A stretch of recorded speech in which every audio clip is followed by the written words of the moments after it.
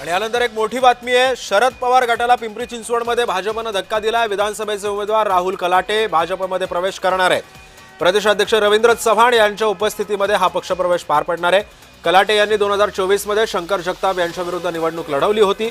निवडणूक शिवसेनेचे माजी नगरसेवक आणि नगरपालिका गटनेते म्हणून सुद्धा कलाटे यांची ओळख कायम आहे। त्यांच्या भाजप प्रवेशामुळे भाजपची ताकद आणखीनच या मतदारसंघामध्ये वाढू शकते। त्यामुळे शरद पवार गटाला पिंपरी चिंचवडमध्ये भाजपने अखेर धक्का दिलाय। राहुल कलाटेंचा भाजपचा प्रवेश आता निश्चित झालेला आहे। राहुल कलाटे आता लवकरच भाजपमध्ये पक्षप्रवेश करणार आहेत। विधानसभेचे उमेदवार राहुल कलाटे आता